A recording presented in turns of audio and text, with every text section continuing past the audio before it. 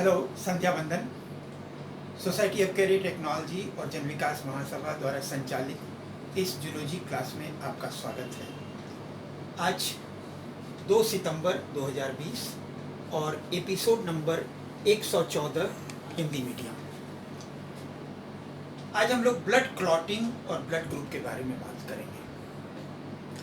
Blood में एक खुद क्षमता होती है कि कहीं पर चोट लग जाए तो वो थोड़ी देर तक तो 3-4-5 मिनट तक खून बहता है, लेकिन उसके बाद खून बहना बंद हो जाता है। उस समय ब्लड वेसल्स का फैलना सिकुड़ना का भी कंट्रोल होता है और कई क्रियाएं होती हैं जिसके द्वारा खून बहना रोक दिया जाता है। और उन सारी क्रियाओं को मिला करके एक शब्द है, ये आप जान लें, इसे कहते हैं हीमोस्टैसिस। तो चोट लगने पर जब खून बहना शुरू हो तो उस समय खून बहने को रोकने के लिए कई सारी क्रियाएं होती हैं और उन सारी क्रियाओं को मिला करके कहते हैं हीमोस्टैसिस। उसमें ब्लड वेसल्स का फैलना सिकुड़ना और कई और चीज़ें काउंट करती हैं। और इस हीमोस्टैसिस का एक हिस्सा है ब्लड क्लॉटिंग। इसके लिए ब्लड में जो प्लेटलेट्स होते हैं, ब्लड प्लेटलेट्स, जिनकी संख्या 1 क्यूबिक मिलीमीटर में करीब 3 लाख होती है, ये ब्रेक कर जाते हैं। और ब्रेक करने के बाद टिश्यू इंजरी के साथ ये, अब मेन बात तो ये है कि एक इनएक्टिव प्रोथ्रोम्बिन होता है और ये प्रोथ्रोम्बिन फिर कैल्शियम आयन की उपस्थिति में एक्टिव थ्रोम्बिन में बदल जाता है।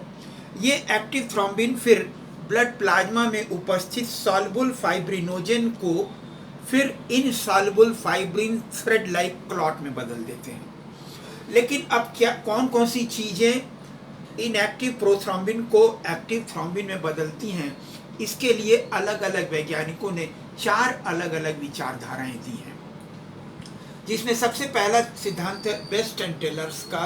बेस्ट एंड टेलर्स थियरी ये कहता है कि चोट लगने पर टिश्यू इंजरी के बाद और थ्रोम्बोसाइट्स के रप्चर होने से एक चीज रिलीज होती है जिसको कहते हैं थ्रोम्बोप्लास्टिन। और दूसरी तरफ एक फुल्ड एंड स्पाइरोस थियरी है। फुल्ड एंड स्पाइरो थियरी ये कहती है कि एक और चीज होती है, एक एंजाइम होता है जिसको थ्रोम्बोकाइनेज कहते हैं। तो ये 2 अलग अलग थियरी में चीज एक ही है, बस ये कि इन्होंने अलग नामकरण किया है कि एक थ्रोम्बोप्लास्टिन होता है, इन्होंने कहा कि थ्रोम्बोकाइनेज एंजाइम होता है। दूसरी तरफ एक हॉवेल्स थियरी है और हॉवेल्स थियरी ये कहती है कि सामान्यतः ब्लड में एक केमिकल होता है एंटीथ्रोम्बिन, और ये एंटीथ्रोम्बिन प्रोथ्रोम्बिन को थ्रोम्बिन में बदलने से रोके रखता है। अब जब चोट लगता है तो उस समय टिश्यू इंजरी और थ्रोम्बोसाइट्स के रप्चर होने से सिफेलिन नाम का फॉस्फोलिपिड रिलीज होता है और ये फॉस्फोलिपिड फिर इस एंटीथ्रोम्बिन को न्यूट्रलाइज कर देता है। जब ये न्यूट्रलाइज कर देता है तो इसका इनिबिशन खत्म हो जाता है, तो ये इनएक्टिव प्रोथ्रोम्बिन थ्रोम्बिन में बदल जाता है, एक्टिव थ्रोम्बिन में, और ये एक्टिव थ्रोम्बिन अल्टीमेटली फिर सॉल्युबल फाइब्रिनोजन को इनसॉल्युबल फाइब्रिन थ्रेड्स में बदल देता है। इसके बाद एक और थियरी दी गई है, मैकफार्लेन्स कास्केट थियरी। बचपन में आपके घर के पास यदि कोई मकान बन रहा होगा और आप छोटे बच्चे रहे होंगे, मकान की जहाँ बन रहा होगा तो बहुत सारी ईंट पड़ी रहती है, तो बच्चे अक्सर ये खेल करते हैं कि कई ईंट एक लाइन से खड़ा कर दिया, उन्होंने 10-20 ईंट खड़ा कर दिया और एक तरफ से एक ईंट को पैर से गिराते हैं, तो क्या होता है, वो दूसरी ईंट गिरती है, तीसरी गिरती है और वो चक्र चलता जाता है। इसी तरीके से मैकफार्लेन्स कास्केट थियरी ये कहती है कि ब्लड में 2 प्रकार की चीज़ें होती हैं। एक तो इंट्रिंसिक फैक्टर होती हैं जो कि ब्लड में शुरू से पहले से ही होती हैं, और एक जो उसी समय चोट लगने पर, घाव भर होने पर जब खून बहना शुरू होता है तो उस समय एक्सट्रिंसिक फैक्टर डेवलप हो जाती हैं। तो कुल 13 फैक्टर्स हैं और ये 13 फैक्टर्स मिल करके अल्टीमेटली इनएक्टिव प्रोथ्रोम्बिन को एक्टिव थ्रोम्बिन में बदल देती हैं और ये फिर एक्टिव थ्रोम्बिन सॉल्युबल फाइब्रिनोजन को इनसॉल्युबल फाइब्रिन थ्रेड में बदल देता है, तो खून थक्का बन जाता है, खून का बहना रुक जाता है। अब इसके बाद आइए ब्लड ग्रुप के बारे में बात करते हैं।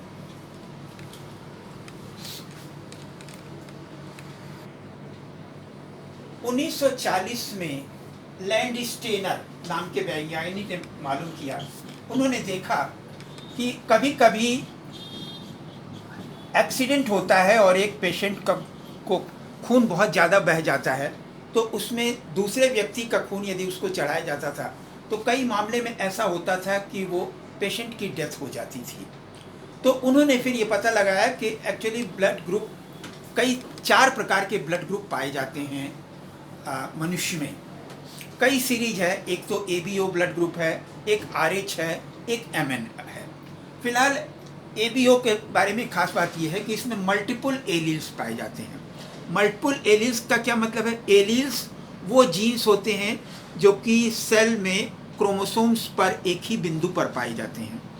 जैसे आप पिक्चर हॉल में गए, मान लीजिए आप गए और आपको बालकनी में 27 नंबर वाली सीट मिली, और हम जो है 9 से 12 में गए तो हमें वही 27 नंबर वाली सीट मिली। आप 6 से 9 में गए थे, आपको 27 नंबर वाली सीट मिली थी। हम 9 से 12 में गए थे, हमें वही 27 नंबर वाली सीट मिली। तो हम दोनों की सीट एक ही है, हम दोनों की सीट एक ही है। इसका यह मतलब नहीं दोनों एक साथ ही बैठ रहे हैं, इसका मतलब ही है कि दोनों में से कोई एक ही बैठा होगा। तो इसे क्या कहते हैं? एलील्स। कि एलील्स आर दो genes which are found at the same locus of chromosomes. अब इस नॉर्मल मेंडेलियन इनहेरिटेंस में तो पहले एक कैरेक्टर के लिए 2 ही एलील्स पाए गए थे, लेकिन कभी कभी 3 एलील, 2 से ज़्यादा भी पाए जाते हैं, और 2 से ज़्यादा जब एलील्स पाए जाते हैं तो उसे मल्टीपल एलील्स कहते हैं।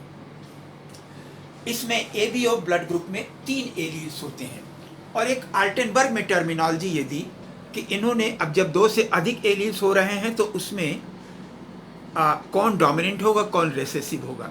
तो उसके लिए आल्टेनबर्ग ने टर्मिनोलॉजी ये दी कि एक तो प्लस प्लस प्लस मतलब जो वाइल्ड टाइप है, प्लस का मतलब वाइल्ड टाइप, जो पॉपुलेशन में शुरू से पाया जाता था, और उसके म्यूटेंट से जो बने, अब उसको म्यूटेंट को तो फिर लेटर से इंडिकेट करते हैं, AB कुछ भी। जो यदि वो डोमिनेंट है तब उसे कैपिटल लेटर से, यदि वो रिसेसिव है तो उसे स्मॉल लेटर से। अब इसमें 3 एलील्स पाए गए, 0 या प्लस, A और B। अब 3 एलील्स से कितने तरीके के जीनोटाइप्स हो जाएंगे जरा सोचिए। ये 6 तरह के जीनोटाइप्स होंगे। O ग्रुप जिसमें दोनों OO वाले एलील्स हैं। A ग्रुप, इसमें AO भी हो सकता है, AA भी हो सकता है, BO भी हो सकता है, BB भी हो सकता है, AB हो सकता है। तो ये 6 तरीके के जीनोटाइप्स हो गए। अब इन 6 जीनोटाइप्स में फिनोटाइप, बाहरी रूप रंग के कितने तरीके के होंगे? 4 प्रकार के। एक तो ये 0 ग्रुप, इसमें से AO और AA दोनों एक ही तरीके का होता है, इसे क्या कहते हैं? A group. दूसरा BO और BB दोनों B ग्रुप, एक ही तरीके का होगा। और चौथा जो है AB है तो वो AB ग्रुप। अब इन 4 ब्लड ग्रुप में क्या होता है?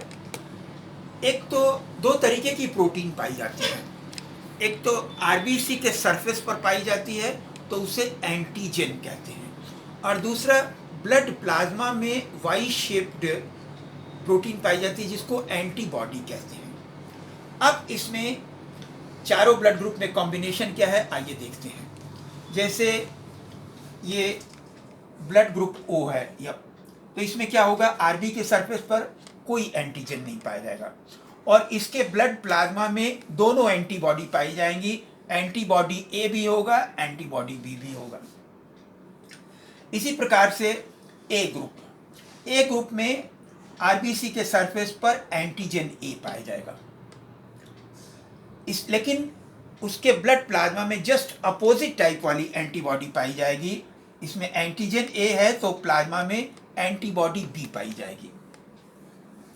B ग्रुप वाले में एंटीजन B पाया जाएगा RBC के सरफेस पर, और एंटीबॉडी में इसका उल्टा वाला यानी कि एंटीबॉडी A पाया जाएगा।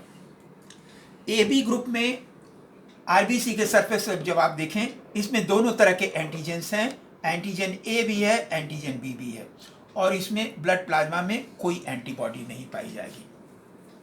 अब इसमें जब एक व्यक्ति का ब्लड दूसरे को दिया जाता है तो इसे क्या कहते हैं? Blood transfusion. और ब्लड ट्रांसफ्यूजन में एक ट्रिक है, जरा सा समझ लीजिए। जैसे मान लीजिए कि हमारा ब्लड आपको दिया जा रहा हो इंट्रावेनस इंजेक्शन लगा करके, हमारे ब्लड में यदि कोई एंटीबॉडी है तो रेसिपिएंट के एंटीजन पर उसका असर नहीं होने पाता है, क्योंकि वो ब्लड में पहुंचकर वो एंटीबॉडी डाइल्यूट हो जाती है। लेकिन रेसिपिएंट के ब्लड में कोई एंटीबॉडी है डोनर के एंटीजन के अगेंस्ट में, तो क्या होगा? जो ब्लड ड्रॉप बाय ड्रॉप दिया जा रहा होगा उसमें जो एंटीजन है तो वो सारे आरबीसी क्या होंगे? जैसे सिक्के का ढेर हो तो उसी तरीके, जैसे पार्टी में क्या होता है, पार्टी में 100-200 प्लेट के ऊपर एक रखी जाती हैं, तो इस तरीके से सब आरबीसी एक दूसरे से चिपक जाते हैं, जिसे एग्लूटिनेशन कहते हैं। तो अब इसके हिसाब से देखें कि कौन सा ब्लड ग्रुप का किसको दिया जा सकता है, इसका भी हिसाब। अब यहाँ पे देखिए, इस तरफ हमने डोनर का जिक्र किया है, तो डोनर के ब्लड के एंटीजन का खाली देखेंगे यहाँ पर रेसिपिएंट उसके ब्लड में जो एंटीबॉडी होगी उस पर विचार करना है, क्योंकि उसके ब्लड में यदि एंटीबॉडी होगी तो वो डोनर के एंटीजन से क्रिया कर लेगी।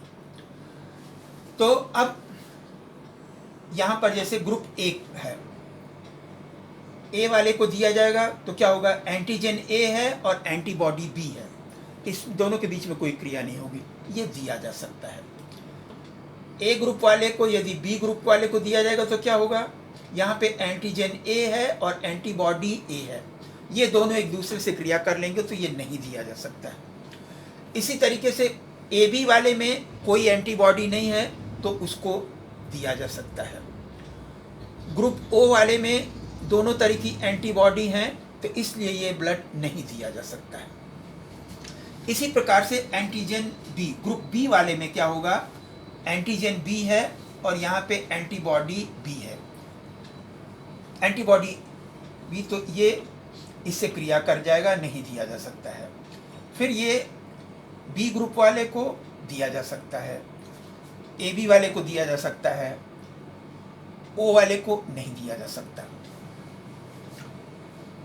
ए बी ग्रुप वाले में दोनों एंटीजन हैं, एंटीजन ए भी है, एंटीजन बी भी है, तो ये किसी को नहीं दिया जा सकता है, इसको भी नहीं दिया जा। हाँ, इसमें ग्रुप ए बी में कोई एंटीबॉडी नहीं है तो इसको दिया जा सकता है। ओ ग्रुप में कोई एंटीजन नहीं है तो ये आंख मूंद करके सबको दिया जा सकता है। तो इसीलिए ओ ग्रुप को जो सबको दिया जा सकता है इसे यूनिवर्सल डोनर कहते हैं। लेकिन एक बात ये सबको दिया जा सकता है, लेकिन सबका ब्लड ये ले नहीं सकता है, सिर्फ ओ ग्रुप वाले का ही ब्लड ले सकता है। इसी प्रकार ए बी ग्रुप जो है वो यूनिवर्सल रेसिपिएंट कहा जाता है, क्योंकि ये हर तरीके का ब्लड ले सकता है, लेकिन ये देने के मामले में सिर्फ ए बी वाले को दिया जा सकता है और तीनों को नहीं दिया जा सकता है। तो ये हुआ ब्लड ग्रुप। ब्लड के इम्पॉर्टेंट कैरेक्टर्स में से एक बात जिस पे कि कभी कोई एक्सीडेंट हुआ हो, किसी का बहुत अधिक खून बह गया हो, तो दूसरे पेशेंट का यदि खून दिया जाना हो तो उसके पहले दोनों के खून को निकाल करके एक वो स्लाइड पे मिला करके उसकी कंपैटिबिलिटी चेक किया जाता है। थैंक यू वेरी मच, धन्यवाद।